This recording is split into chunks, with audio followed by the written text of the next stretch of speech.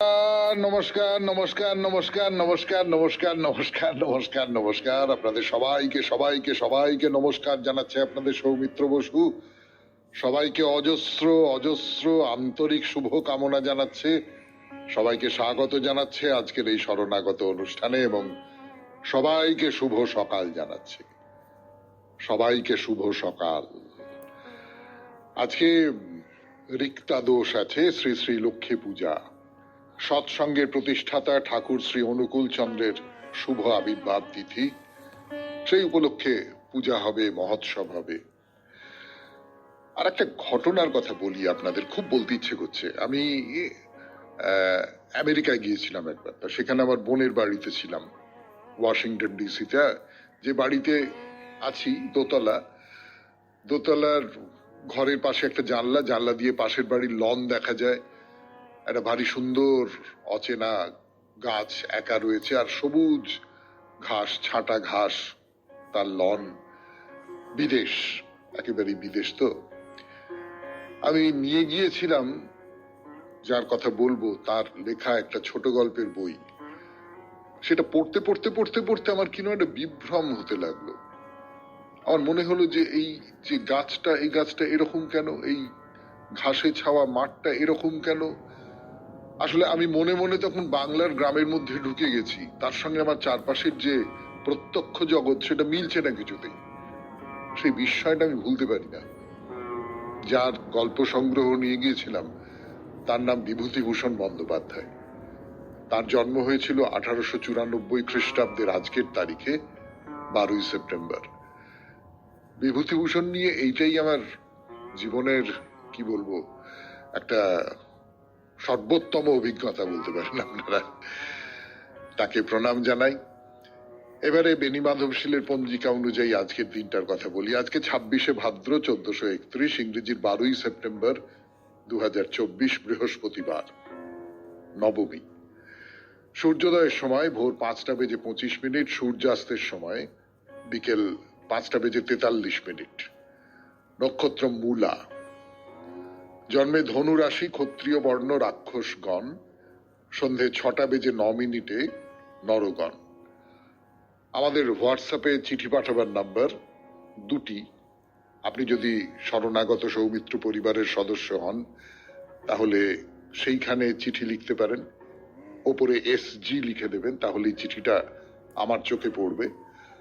আর তা না হলে একটা নাম্বার বলছি, সেই নাম্বারে চিঠি লিখে পাঠাবেন। তাকে অনুরোধ করা হয়েছে যে আপনার নাম্বারে চিঠি দিচ্ছি, আপনি চিঠিগুলো আমাকে একটু পাঠিয়ে দেবেন, কেননা আমাদের হোয়াটসঅ্যাপ নাম্বারে একটা গন্ডগোল চলছে।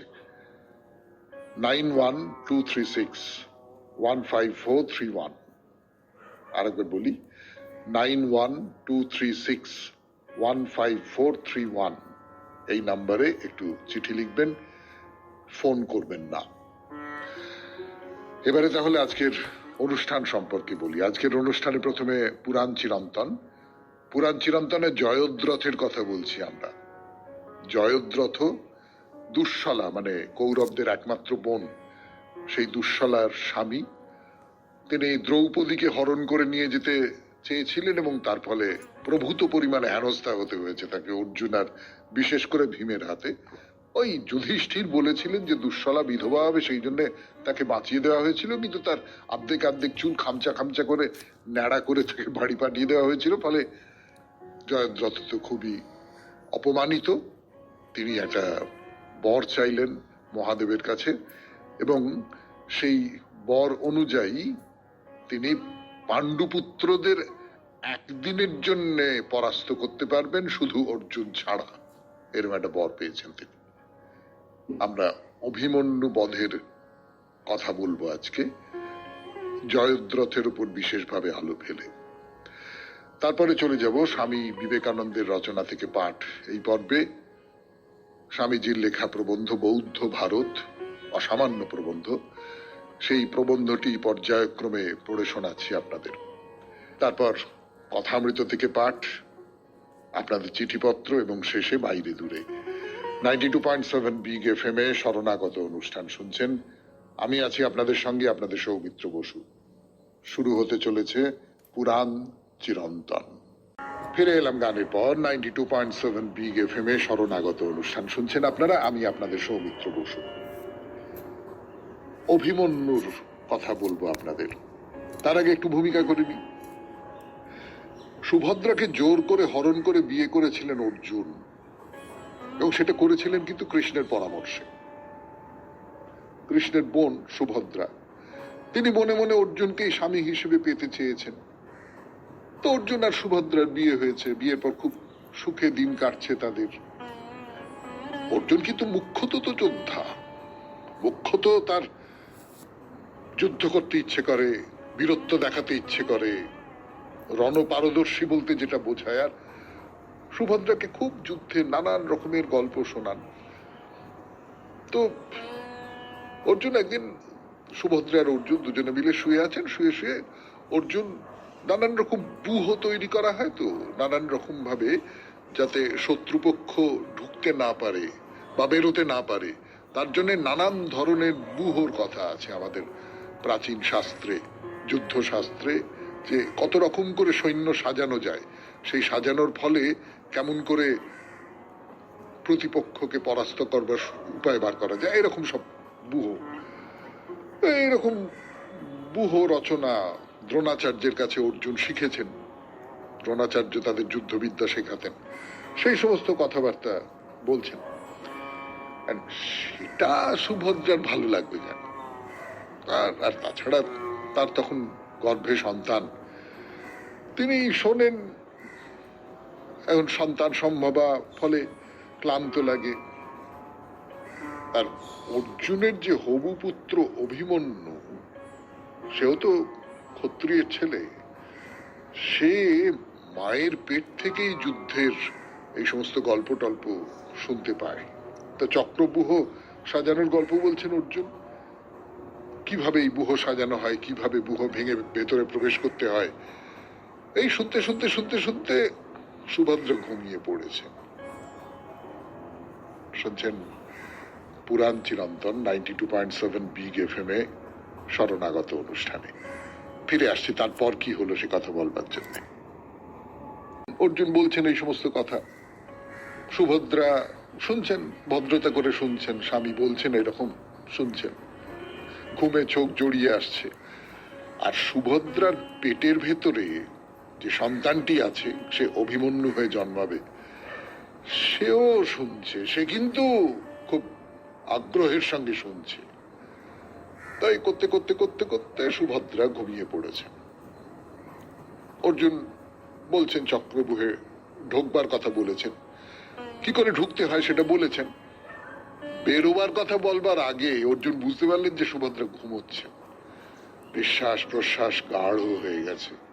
তো অর্জুন তখন গল্প বলা বা চক্রব্যূহের কথা বলা, চক্রব্যূহ থেকে কিভাবে বেরিয়ে আসা যাবে তার কথা বলা বন্ধ করে দিলেন। তো অভিমন্যুরও আর চক্রব্যূহ থেকে কি করে বেরিয়ে আসতে হবে সেইটা শোনা হলো না। যথা সময়ে তো সুভদ্রার কোল আলো করে অভিমন্যুর জন্ম হলো।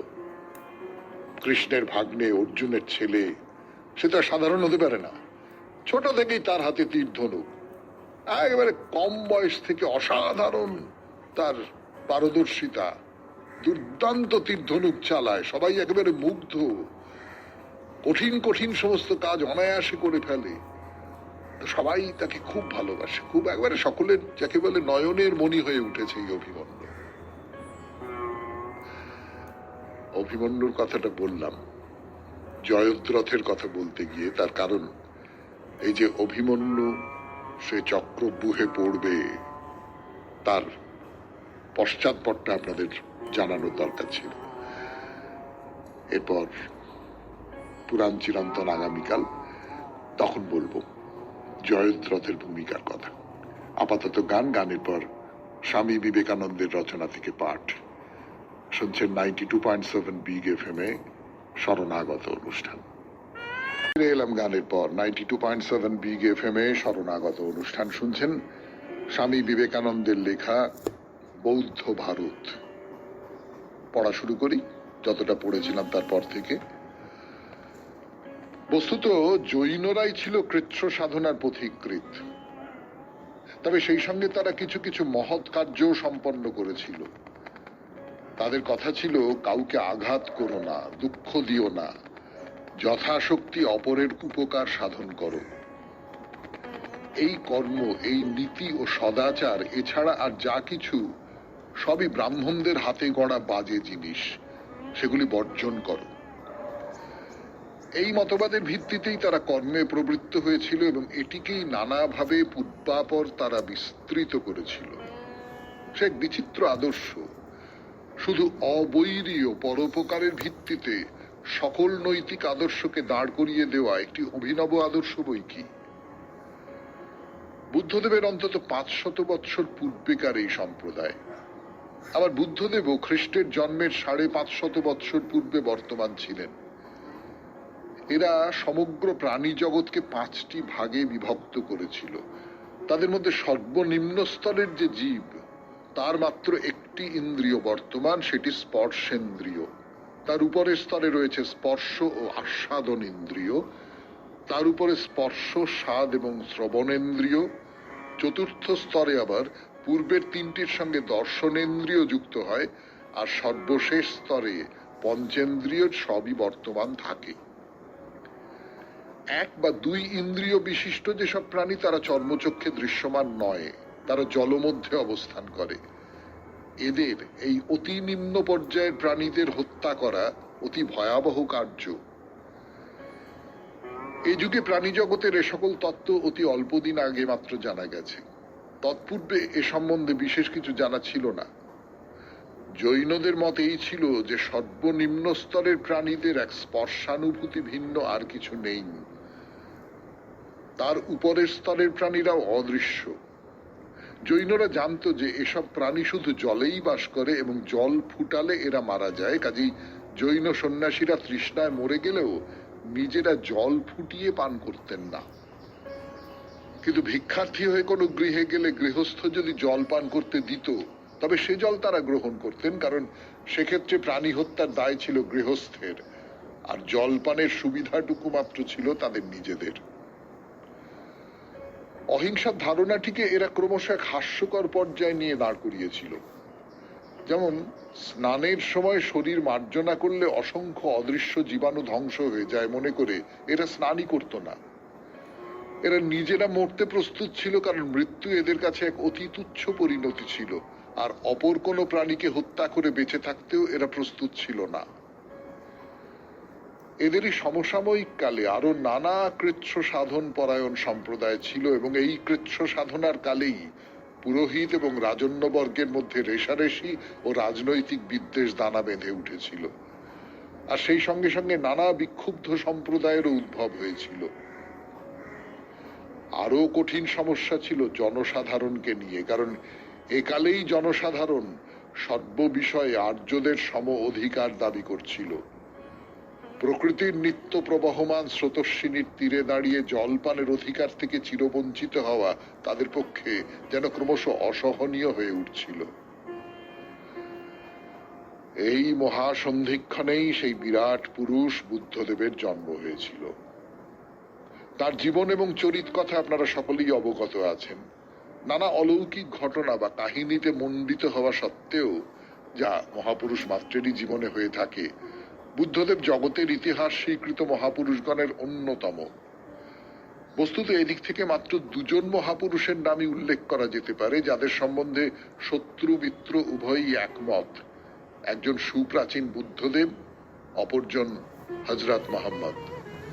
সুতরাং এদের উভয়ের সম্বন্ধেই আমরা সম্পূর্ণ নিঃসংশয়। অন্যান্য মহাপুরুষ সম্বন্ধে তাদের শিষ্য প্রশিষ্যদের উক্তি ভিন্ন, আর বিশেষ কিছু আমাদের হাতে নেই। শুনলেন স্বামী বিবেকানন্দের রচনা থেকে পাঠ।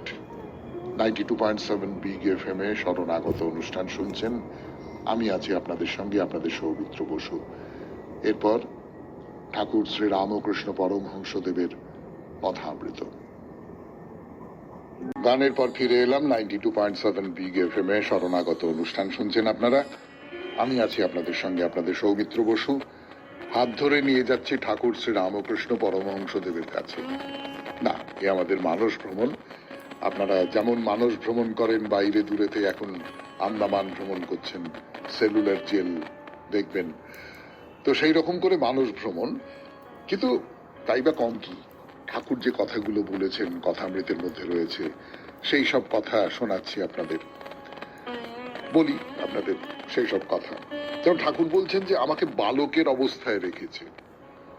বালকের অবস্থাটা কিরকম, বালকের অবস্থাটা কিরকম তাই নিয়ে এর আগেও কখনো কখনো কথা হয়েছে। তো ঠাকুরের নতুন কতগুলো অভিজ্ঞতার কথা বলি আপনাদের, এবং শুনতে শুনতে মনে না হয়ে পারবে না যে তো বাচ্চা ছেলে আর কাকে বলে, এইরকম একটা মনে হয়। কিন্তু কিরকম শোনাই।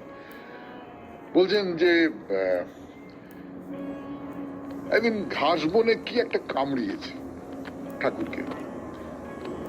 তো ঠাকুর শুনেছেন সাপে যদি আবার কামড়ায় তাহলে বিষ তুলে নেয়, মানে একবার কামড়ালো, কামড়ে আবার যদি কামড়ায় তাহলে বিষটা আবার তুলে নেয়। তো ঘাস বনে কি একটা কামড়েছে, যে গর্ত থেকে কামড়েছে সেই গর্তে হাত দিয়ে বসে আছে। একজন এসে বলছে ওটা কি করছেন? তো ঠাকুর বলছেন যে না, মানে বসে আছি, সাপ যদি এইখানটা কামড়ায় তাহলে খুব ভালো হয়, তো সেই জন্য হাতটা দিয়ে বসে আছি। তো সে লোক বলছে আরে বাবা, যে জায়গায় কামড়েছে ঠিক সেই জায়গায় যদি কামড়ায় তাহলে এই ফলটা হতে পারে, সাপ বিষটা তুলে নেবে, কিন্তু অন্য জায়গায় কামড়ালে তো হবে না। বরং যেটা লোকটি বলেনি যে তো ডবল বিষ ঢুকে যাবে ভেতরে, তখন হাতটা সরিয়ে নিচ্ছে। অর্থাৎ এই যে একটা কথা শুনেছি সেইটাকে পরখ না করে, যাচাই না করে এবং যুক্তি বুদ্ধি দিয়ে সেটাকে বিচার না করে আমি সেইটাকে মেনে নিলাম, এবং সেই অনুযায়ী আমি ওই গর্তের মধ্যে হাত দিয়ে বসে আছি। এইটার মধ্যে একটা শিশু সুলভ ব্যাপার আছে। তো সেই শিশু সুলভ ব্যাপারটা আর কি ঠাকুরের ভেতরে এই যে বালক ভাব এইটা ছিল। যেমন আর একটা বলছেন, সেটাও খুব মজার। শরতের হিম ভালো শুনেছিলাম, তো কলকাতা থেকে গাড়ি করে আসবার সময় মাথা বার করে হিম লাগাতে লাগলাম। শরতের হিম খুব ভালো, কিন্তু সেটা তা বলে মাথা বার করে যদি হিম লাগাই তাহলে তো ঠান্ডা লেগেই যাবে, মাথা ধরে যাবে, প্রচন্ড সর্দি হবে, সে সমস্ত তো হবেই। তো মহেন্দ্রকে বলছেন সিথির এক পণ্ডিতকে নিয়ে যে তোমরা সিথির পণ্ডিতটি বেশ, বেদান্ত বাগীশ আমায় মানে, বেদান্ত বাগীশ আমায় মানে, এই দুটো কথা যোগ করলে যেটা দাঁড়ায় সেটা হচ্ছে ঠাকুর তো একেবারেই বালক ভাবের ভক্তি মার্গের মানুষ। বালক যেমন করে সরল ভাবে, সহজ ভাবে, নির্বিচারে একটা ভক্তির ভাব মনের মধ্যে তার থাকে, বেদান্ত বাগীশ তো সে তো অনেক লেখাপড়া করেছে। লেখাপড়া তো মনের মধ্যে নানান রকম যুক্তি, তর্ক, বিচার, সংশয় এসবের জন্ম দেয়। সে কিন্তু সে বেদান্ত বাগীশ, কিন্তু সে আবার ঠাকুরকে মানে। তা আমি বললাম যে তুমি তো অনেক পড়েছো, কিন্তু আমি অমুক পণ্ডিত এ অভিমান ত্যাগ করো, তখন তার খুব আহ্লাদ। শুনছেন কথামৃত থেকে পাঠ 92.7 বিগ এফএম এ শরণাগত অনুষ্ঠানে। পাঠ করছি আমি, আপনাদের সৌমিত্র বসু। সৌমিত্র বসু, আপনাদের সৌমিত্র বসু ফিরে এলো গানের পর 92.7 বিগ এফএম এ শরণাগত অনুষ্ঠান শুনছেন। তো এই যে অভিমান ত্যাগ করা, এই অভিমান ত্যাগ করাটা খুব কঠিন, কারণ এটা তো আমার ভেতরে বসে যায়, এটা তো আমার অস্তিত্বের একটা প্রকাশ হয়ে যায় না। মানে এই ধরুন আমি যদি বলি যে আমি এই অভিমান ত্যাগ করতে পারি না, আমি সত্যি কথা বলছি, আমি তো এই অভিমান সম্পূর্ণ ত্যাগ করতে পারি না যে শরণাগত অনুষ্ঠানে শোনেন এরকম মানুষজন যখন কোথাও সাক্ষাৎ হয়, দেখা হয়, আমাকে বলেন খুব ভালো লাগে, তখন আমার ভেতরে যে ভালো লাগাটা, সেই ভালো লাগার মধ্যে এক ধরনের একটা অহংকার মিশে যায় নিশ্চয়ই। আমি সেটাকে কিছুতেই এড়াতে পারি না। আমি তো আর মহাপুরুষ নই, আমি তো আর সাধক নই, আমি একজন সাধারণ মানুষ। আমরা সকলেই সাধারণ মানুষ, আমরা কিছুতেই এই অভিমান ভুলতে পারি না। আমাদের যে কোনো একটা ক্ষেত্রে যদি প্রশংসার ব্যাপার থাকে তাহলে সেই অভিমান ভোলা যায় না। কিন্তু এই অভিমানটা ভুলতে হবে। এই অভিমানটাকে ভুলবার একটা উপায় আমার আমার নিজের একটা দুটো উপায়ের কথা মনে হয়। তার মধ্যে একটা উপায় হচ্ছে খুব বড় মাপের মানুষের সাহচর্যে থাকা, জানেন তো, খুব বড় মাপের মানুষ, তখন তার দিকে তাকিয়ে, এবং আমার নিজের মনটাকেও আগলহীন রাখতে হবে, তার দিকে তাকিয়ে মনে হতে পারে যে তোর কি, আমি, আমার তুলনায় এই লোকটা কত কত কত উপরে, আমি কি সব তুচ্ছ এটা ওটা এইগুলো নিয়ে মাথা ঘামাচ্ছি। এইটা একটা খুব হতে পারে আমার ধারণা, মানে হয়, আমার হয় অন্তত, আমি যখন খুব বড় মানুষের কথা ভাবি। তার সত্যজিৎ রায়, তার কাছে এই সৌমিত্র বসু কি, কীটানুকীট কিচ্ছু না, এইরকম তো মনে হয়। তো এইটা একটা। আর 2 নম্বর হচ্ছে যে যদি ক্রমাগত, মানে এই বড় মানুষ বলছি, সেই বড় মানুষের যিনি সর্বোত্তম ঈশ্বর, তার কথা ভাবা যায়, তাকে সব নিবেদন করে দেওয়া যায়, তাহলে এই অভিমান থাকবে না, এই রকমটা আমার মনে হয়। আমি সেই পর্যায়ে পৌঁছতে পারিনি, কাজে সেই কথা আমি আপনাদের বলতে পারবো না। তো মাস্টারমশাইকে বলছেন ঠাকুর, বলছেন যে যিনি শুদ্ধ আত্মা তিনি নির্লিপ্ত, তাতে মায়া বা অবিদ্যা আছে। এই মায়ার ভিতরে 3 গুণ আছে, সত্য, রজঃ, তম। যিনি শুদ্ধ আত্মা তাতে এই 3 গুণ রয়েছে, অথচ তিনি নির্লিপ্ত। কিরকম? অপূর্ব উপমা দিচ্ছেন, অপূর্ব উপমা। আগুনে যদি নীল বড়ি ফেলে দাও, নীল শিখা দেখা যায়, রাঙা বড়ি ফেলে দাও, লাল শিখা দেখা যায়, কিন্তু আগুনের আপনার কোনো রং নেই। আগুনের এই উপমা ব্যবহার করছেন, জলের উপমা ব্যবহার করছেন। জলে নীল রং ফেলে দাও, নীল জল হবে, আবার ফটকিরি ফেলে দিলে সেই জলে রং। অর্থাৎ আমার ভেতরে সবটা আছে, সবটাই আছে, কাম আছে, ক্রোধ আছে, এই আছে, সেই আছে, নানান রকমের সব আছে, কিন্তু কোনোটাই আমাকে স্পর্শ করতে পারছে না। আমার ভেতরে যে প্রবৃত্তি যাকে বলে, সেই প্রবৃত্তিগুলো তো আছেই, কিন্তু কোনোটা আমাকে ছুঁতে পারছে না। আমার যে আত্মা, সেই আত্মাটাকে ছুঁতে পারছে না। শুনছেন কথামৃত থেকে পাঠ, 92.7 বিগ FM এ শরণাগত অনুষ্ঠানে। আরো পাঠ করবার জন্য ফিরে আসছে আপনাদের সৌমিত্র বসু গানের পর। বলেছিলাম আপনাদের শনিবারে ওই যে শঙ্করাচার্যকে নিয়ে কথা বলছি, শঙ্করাচার্যের জীবন কথা বলছি আপনাদের, মহাপুরুষের কথায়, এই 92.7 বিগ FM এ শরণাগত অনুষ্ঠানে। সেই গল্পটা ঠাকুর কিভাবে বলছেন দেখুন। ঠাকুর বলছেন, মাংসের ভাঁড় লয়ে যাচ্ছে চণ্ডাল, সে শঙ্করকে ছুঁয়েছিল। তা শঙ্কর যেই বলেছেন আমাকে ছুঁলি, চণ্ডাল বলল, ঠাকুর আমিও তোমাকে ছুঁইনি, তুমিও আমাকে ছোঁনি, তুমি শুদ্ধ আত্মা, নির্লিপ্ত। এইটা একটা অসম্ভব দামি কথা না? কে কাকে ছোঁয়ে মশাই? যে ছোঁয়ে, যাকে ছোঁয়ে, সে তো কদিন বাদে চিতার আগুনে হু হু করে জ্বলে যাবে, অথবা মাটির তলায় চলে যাবে, মাটি হয়ে মিশে যাবে। কে কাকে ছুঁয়েছে? দেহ দেহকে ছুঁয়েছে। ঈশ্বর, আত্মা, সেই আত্মাকে কেউ ছুঁতে পারে? এই আত্মাই তো ঈশ্বর। সেই আত্মাকে কেউ ছুঁতে পারে?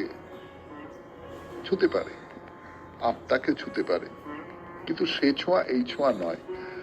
আত্মাকে ছুঁতে পারে সাধনা দিয়ে, আত্মাকে ছুঁতে পারে ভক্তি দিয়ে, আত্মাকে ছুঁতে পারে ভালোবাসা দিয়ে, কিন্তু তার কথা তো এখানে হচ্ছে না। এখানে ছোঁয়াছুঁয়ির কথা হচ্ছে। তো এই ছোঁয়াছুঁয়ির ব্যাপারটা একটা সময় তো আমাদের মধ্যে খুবই ছিল, এখনো পর্যন্ত যে ভারতের নানান জায়গায় নেই এমনটা বলা যাবে না, প্রভূত পরিমাণে আছে। এইসব অভিশাপ তো আমাদের আছেই। কিন্তু শরীরটাকে যারা খুব গুরুত্বপূর্ণ বলে মনে করে, খুব বেশি দাম দেয় শরীরটাকে, শরীরটাকেই সর্বস্ব বলে মনে করে, তারাই এই সমস্ত অস্পৃশ্যতা ইত্যাদি ইত্যাদির কথা বলে, তারাই এই সমস্ত অস্পৃশ্যতা নিয়ে এত মাথা ঘামায়, এত মাথা ফাটাফাটি করে, তারাই তো করে।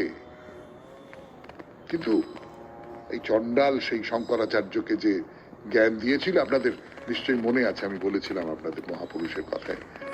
তো ঠাকুরও সেই কথা বলছেন, জড় ভরত ওই সকল কথা রাজা রহুগণকে বলেছি। শুদ্ধ আত্মা নির্লিপ্ত, আর শুদ্ধ আত্মাকে দেখা যায় না। শুদ্ধ আত্মাকে দেখা যায়? কোন আত্মাকে দেখা যায়? সে কিরম ভাবে মিশে থাকে? জলে লবণ মিশ্রিত থাকলে লবণকে চোখের দ্বারা দেখা যায় না। জলের মধ্যে নুন মিশে গেল, চিনি মিশে গেল, গুলে দিলাম, মিশে গেল। আমি স্বাদের মধ্যে টের পাবো, প্রকাশের মধ্যে টের পাবো, কিন্তু আলাদা করে টের পাবো না। যিনি শুদ্ধ আত্মা তিনি মহাকারণ, কারণের কারণ। স্থূল সূক্ষ্ম, কারণ মহাকারণ। পঞ্চভূত স্থূল, মন বুদ্ধি অহংকার সূক্ষ্ম। প্রকৃতি বা আদ্যাশক্তি সকলের কারণ। ব্রহ্ম বা শুদ্ধ আত্মা কারণের কারণ। ব্যাপারটা কি? আপনি পঞ্চেন্দ্রিয় দিয়ে দেখুন, চক্ষু, কর্ণ, নাসিকা, জিহ্বা, ত্বক, এই যে পাঁচটা ইন্দ্রিয়, এই পাঁচটা ইন্দ্রিয় হচ্ছে স্থূল। আপনি তাদের দেখতে পাচ্ছেন, তাদের বুঝতে পাচ্ছেন, তাদের স্পর্শ করতে পাচ্ছেন, তাদের তাদের আপনি পরিষ্কার এই একটা অবয়বের মধ্যে পাচ্ছেন। তাহলে এর বাইরে যেটা আছে, যেটাকে আপনি দেখতে পাচ্ছেন না কিন্তু বুঝতে পাচ্ছেন সেটা আছে, সেটা হচ্ছে মন। আপনি মনকে দেখতে পাচ্ছেন না, মনের ডাক্তার আছে কিন্তু সে মনকে দেখতে পায় না, সে আন্দাজ করে। আমার আচার আচরণ থেকে সে বুঝতে পারে যে এই লোকটা এই রকম, কিন্তু মনকে দেখা যায় না, বুদ্ধিকে দেখা যায় না, অহংকারকে দেখা যায় না। তাদের প্রকাশ যখন ঘটে এই পঞ্চেন্দ্রিয়ের মধ্যে দিয়ে, তখন সেটাকে বুঝতে পারা যায়। তাহলে এটা হচ্ছে তারপরের সূক্ষ্ম স্তর। প্রকৃতি বা আদ্যাশক্তি সকলের কারণ। ব্রহ্ম বা শুদ্ধ আত্মা কারণের কারণ। এই নিয়ে আজকে আর কথা বলবার সময় নেই। 92.7 বিগ এফএম এ শরণাগত অনুষ্ঠানে শেষ করছি আজকের কথামৃত। এরপরে গান, গানের পর আপনাদের চিঠিপত্র। গানের পর এবার চিঠিপত্র। 92.7 বিগ এফএম এ শরণাগত অনুষ্ঠানে আজকের চিঠিটি লিখেছেন বিমল কুমার বন্দ্যোপাধ্যায়, হরিপাল, হুগলি থেকে। মাননীয় সৌমিত্র বাবু, সর্বপ্রথম আপনি প্রণাম গ্রহণ করিবেন। বিগ এফএম এর কলাকুশলী সহ শ্রোতা বন্ধুদের আমার প্রণাম দেবেন। শ্রোতাদের মধ্যেও তো বটেই, বিগ এফএম এর কলাকুশলীরা কিন্তু বেশিরভাগই বেশ কম বয়সী, ছোকরা বলা যেতে পারে। মানে আমি হংস মধ্যে বকযথা একজন বৃদ্ধ মানুষ, তার বাইরে মোটামুটি তরুণদেরই একটা দল আর কি, যারা এই বিগ এফএম এর কাজকর্ম করে। ফলে তাদের সকলকে প্রণাম দেওয়াটা ঠিক হচ্ছে বলে আমার মনে হচ্ছে না বিমল বাবু। যাই হোক, আপনার চিঠি পড়ি। অনেকদিন ধরেই কয়েকটি চিঠি পাঠিয়েছি, কিন্তু আপনার কাছে হয়তো গ্রহণযোগ্য হয়নি, তাই পাঠ করা হয়নি। যাই হোক, অনেকদিন ধরে লিখবো ভাবছি, অবশেষে আজ লিখেই ফেললাম।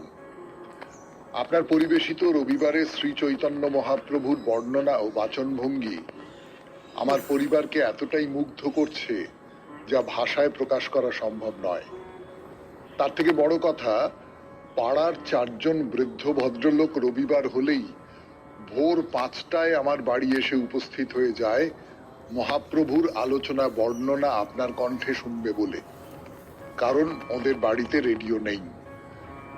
সত্যি মহাপ্রভুর বর্ণনা করার পদ্ধতি ও আবেগ কতটা মনকে আকর্ষণ করে আপনার বাচনভঙ্গি কল্পনাতীত। দাদা, এইভাবেই চালিয়ে যান।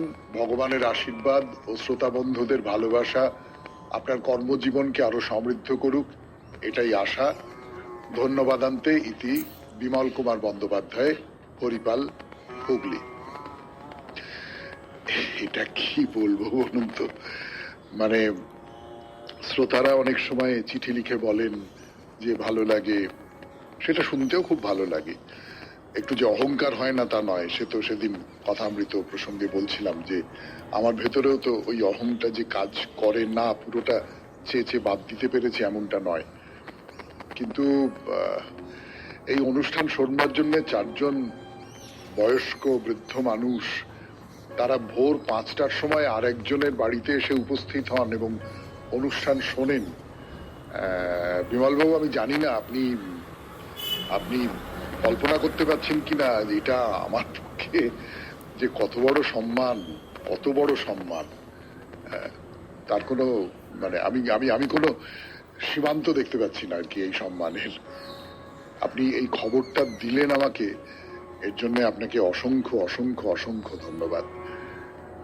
এইবার তাহলে বাইরে দূরে সেলুলার জেলের কথা আন্দামানে 92.7 বিগ FM এ শুনছেন শরণাগত। আমি আপনাদের Soumitra Basu. Cellular Jail 92.7 Big FM এ শরণাগত অনুষ্ঠানে এখন বাইরে দূরে। বাইরে দূরেতে আমরা আছি আন্দামানে। আন্দামানে এই যে যাকে বলতে পারি মাতৃমন্দির, দেশমাতৃমন্দির, সেই দেশমাতৃমন্দিরের একটা বড় মন্দিরের সামনে আমরা যেতে চলেছি। আন্দামানের সেলুলার জেল, যেটা বারবার করেই বলছি যে স্বাধীন দেশের সবচেয়ে বড় মন্দিরের মধ্যে একটা এই সেলুলার জেল, অন্তত আমি তো তাই মনে করি। তো কিভাবে যাব এই সেলুলার জেলে? পোর্ট ব্লেয়ার থেকে মোটামুটি 20 কিলোমিটারের মতো রাস্তা, খুব চমৎকার রাস্তা, একদম পিচের রাস্তা চলে গেছে। আর আন্দামান জায়গাটা বড় সুন্দর, মানে শহরের মধ্যে তো পোর্ট ব্লেয়ারের মধ্যে যেরকম কিছু যা কিছু শহর যেরকম হয় সেই রকম, সেসব তো ঠিক আছে, কিন্তু তার বাইরে যদি বেরোতে পারেন, বেরোন, যেমন আমরা যাচ্ছি আর কি সেলুলার জেলের দিকে, অসামান্য সুন্দর, মানে একদম বাংলার গ্রামের রাস্তা ধরে আপনি যাচ্ছেন এই রকমটা আপনার মনে হবে। দুপাশে মাঠ, গাছপালা, ক্ষেত, নীল আকাশ ঝুঁকে পড়েছে, একদম বাংলার গ্রাম। সেই বাংলার গ্রামের পথ দিয়ে আপনি যেন যাচ্ছেন, আসলে যাচ্ছেন আন্দামান সেলুলার জেলে। তো গিয়ে এসে পৌঁছলেন সেলুলার জেলের সামনে। এবারে ভেতরে ঢুকছেন, দেখে না আপনার প্রথমেই ভয় করবে।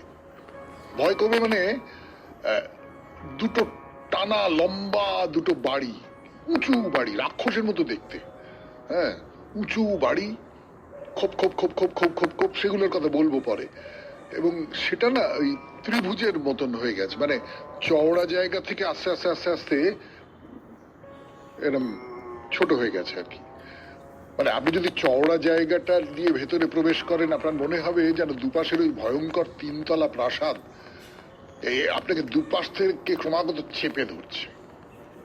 তো এই যে দুপাশ থেকে চেপে আসা দুসারি বাড়ি, তার মাঝখানে একটা নিচু লাল রঙের বেদি, বেশ অনেকটা পর্যন্ত, মানে এই যে দুটো বাড়ির মাঝখানে একটা মাঠের মতন, তো সেই মাঠে একটা লাল রঙের বেদি আছে, অনেকখানি অনেকখানি, এবং সেখানে একটা কোণে একজন মানুষের মূর্তি আছে।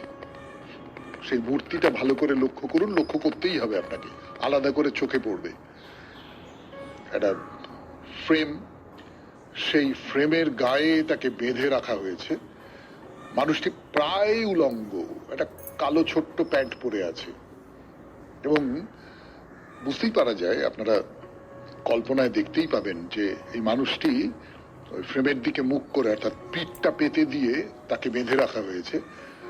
তার উপরে চাবুক মারা হতো, ওই রকম করে চাবুক মারা হতো।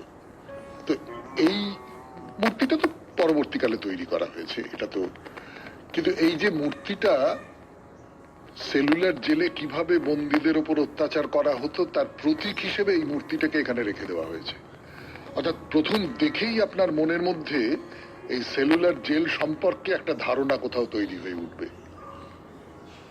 এবার তাকিয়ে দেখুন সেলুলার জেলের যে যাকে বলতে পারি স্থাপত্য, সেই স্থাপত্যটা কিরকম। একটা টাওয়ার, টাওয়ার মানে সোজা উঠে গেছে, সিঁড়ি দিয়ে দিয়ে দিয়ে দিয়ে দিয়ে দিয়ে দিয়ে উঠতে হয় ওপরে। এই টাওয়ারটার থেকে 7টা করে বাড়ি সোজা চলে গেছে, যে বাড়িতে বন্দীরা থাকেন। এই যে টাওয়ার, এইটা হচ্ছে কেন্দ্রীয় জায়গা, যেখানে সদা জাগ্রত, সদা সতর্ক সব প্রহরীরা, তারা এইখানটা পাহারা দেয়।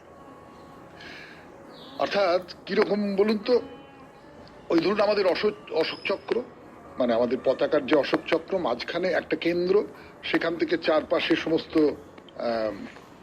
পথ চলে গেছে, লাইন চলে গেছে। তো ঠিক সেই রকম মাঝখানে একটা জায়গা, সেখান থেকে 7টা বাড়ি লম্বা হয়ে চলে গেছে। ওই একটা কেন্দ্র থেকে ওই 7টা বাড়িতে টহল দেওয়া যায়। তো এই যে একটা কেন্দ্র থেকে 7টা বাড়িকে নজর রাখার যে পদ্ধতি, ওই সাইকেলের চাকা যেরকম হয় আর কি, মাঝখানে একটা গোল, সেখান থেকে লম্বা লম্বা স্পোক গুলো বেরিয়ে যাচ্ছে, সেই রকম 7টা বিল্ডিং বেরিয়ে আছে। এর ওই জেলের ভেতরে একটা ঘরে এর একটা মডেল দেওয়া রয়েছে, সেইটা দেখলে পুরো ব্যাপারটা স্পষ্ট হয়ে যাবে। এই যে স্থাপত্য শৈলী, এইটা কে বলা হয় যে বেনথাম, জেরাম বেনথাম নামে একজন এইটা আবিষ্কার করেছিলেন। জেরাম বেনথাম। শুনছেন আন্দামান সেলুলার জেলের কথা। আরো কথা বলবার জন্য ফিরে আসছি গানের পর 92.7 বিগ এফএম এ শরণাগত অনুষ্ঠানে। আমি আছি আপনাদের সঙ্গে, আপনাদের সৌমিত্র বসু। প্রহরী 7টা পথ ধরে চলে গেল, 7টা বাড়ি দেখা হয়ে গেল, 7টা তলা দেখা হয়ে গেল। দেখবেন আজকাল অনেক হাসপাতালে, স্কুলে এই রীতি স্থাপত্য ব্যবহার করা হয়। তো সেলুলার জেলে এই রীতি ব্যবহার করা হয়েছিল। এবারে যে কোনো একটা করিডোর ধরে আপনি এগোচ্ছেন, দেখবেন যে একদিকে সার ঘর চলে গেছে, লোহার গড়াত দেওয়া ঘর। আপনি ভেতরে ঢুকতে পারবেন, এখন তো আর ওরকম করে বন্ধ করা নেই, ভেতরে ঢোকা যাবে। বন্দীরা কি অবস্থায় থাকতেন সেটা বুঝতে পারবেন। ছোট্ট একটা ঘর, ছোট্ট, এই ধরুন লম্বায় 4 মিটারের মতো। 4 মিটার মানে কতটুকু? 4 মিটার মানে হচ্ছে যে এই তো দুজন কি বড় জোর 2.5-3 জন মানুষ শুলে যতখানি হয় ততখানি লম্বা, আর চওড়ায় ওই ধরুন 3 মিটারের মতো। 4-4.5 মিটারের মতন লম্বা, 3 মিটারের মতন চওড়া। জানলা বলতে যা বুঝি আমরা সেসব কিছু নেই। মেঝে থেকে বেশ খানিকটা উঁচুতে, ছাদের কাছে, প্রায় ছাদের কাছে একটা ফোকর আছে, একটা ভেন্টিলেটরের মতন আর কি, একটু বড় একটা ভেন্টিলেটর, তাও সেটা গড়াত দেওয়া। এবং এইটা দিয়ে যেটুকু বাইরের পৃথিবীর সঙ্গে সংযোগ, মানে বাইরের আলো হাওয়া যা কিছু আসছে এর ভেতর দিয়ে আসছে, আর গড়াদের ভেতর দিয়ে আসছে। এবং হাওয়া তো ঢোকার কোনো প্রশ্ন নেই, অত উঁচু দিয়ে আর কি হাওয়া এলে কোথায় ঢুকবে? ওই নিঃশ্বাসটুকু নেবার জন্য যেটুকু পাওয়া যায়, আর ঘরে যেটুকু আলো ঢোকে ওখান থেকে, আর উল্টো দিকে যে গড়াদের ওপাশে বারান্দা, সেখান থেকে আলো ঢোকে। এইখানে দিনের পর দিন বন্দী হয়ে থেকেছেন আমাদের বিপ্লবীরা। ভাবলেই বুকের মধ্যে কেমন একটা করে ওঠে না? কিন্তু আজকে আর সময় নেই। সেলুলার জেল নিয়ে আবার পরে আগামীকাল কথা বলবো 92.7 বিগ এফএম এ শরণাগত অনুষ্ঠানে। আজকের মতো তাহলে শরণাগত এখানেই শেষ করি। আমাদের হোয়াটসঅ্যাপে চিঠি পাঠাবার নাম্বার 2টি। এক তো যারা শরণাগত সৌমিত্র পরিবারের সঙ্গে আছেন সেই হোয়াটসঅ্যাপ গ্রুপের সঙ্গে,